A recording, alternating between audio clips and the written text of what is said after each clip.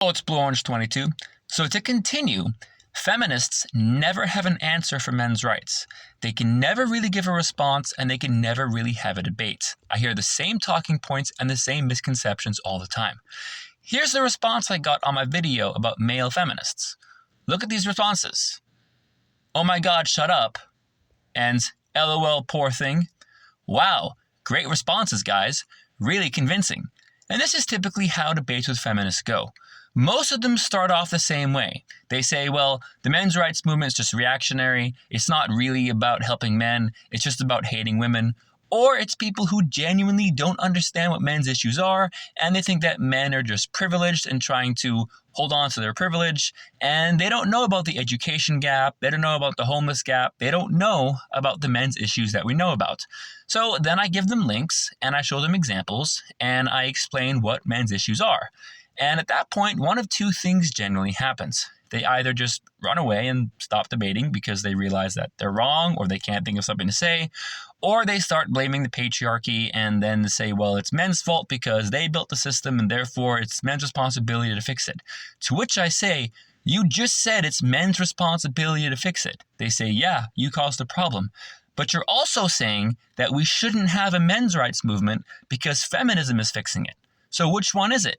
Is it men's responsibility to fix it, or is it women's responsibility to fix it? Because these people say, well, it's not up to women to fix men's problems.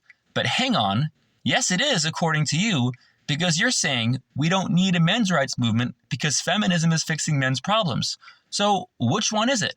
And this is the reality of debating feminists. There's no consistency, and they can never adequately address, answer, or refute really anything that MRAs say.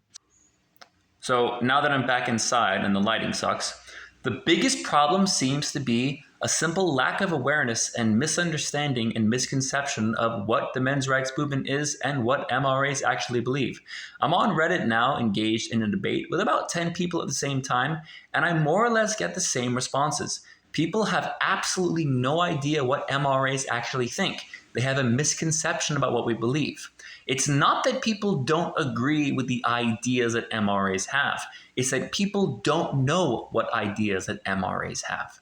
And that's why when I actually start explaining what it is MRAs believe, the conversations tend to dwindle down very quickly. And all of a sudden, people seem to run out of things to say because they're expecting me to say something misogynistic or this or that. And when I say something other than that, and I can back it up with facts and statistics, the conversation tends to change very quickly. And that's why I think the biggest problem the men's rights movement has is the image and branding of an awareness. It's not that our message is wrong, and it's not that our facts are wrong. It's that people just don't know. And this is why I tell people the way we present ourselves and the image that we have is very important. We need to come across a certain way so that people are willing to sit down and listen to us. Understand, we're not fighting a fair fight, and we're not fighting with fair rules. And would you know it, I had a real-life example of this happen to me this morning. This is a Reddit post that I made. I'm a Ludo7. I asked, why do you think the men's rights movement has such a negative reputation? And take a look at the top response. Because it's a counter movement to the feminist movement, much in a similar way that All Lives Matter is to Black Lives Matter. It's less concerned with actually furthering the lives of disenfranchised and delusioned men, and more focused on shitting on perceived hypocrisies in the feminist movement. To this, you can kind of see what my response was below when I said edit. To add to this, what would the motivation be? If we didn't actually care, what would be the point? Why go out of my way to make myself unpopular and disliked for something I didn't believe in? And that's exactly the point. Why would MRAs do this unless we really believed it? There's no benefit to being an MRA. There's no secret motivation because there's no secret benefit.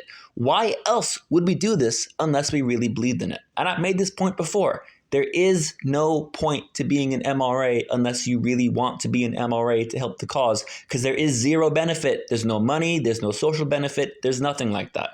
So that's what I'm talking about. It exists, and this is the way people think, because that is 24 upvotes, which is very frustrating and very depressing. That's why MRAs have to get out there, and we have to present ourselves well.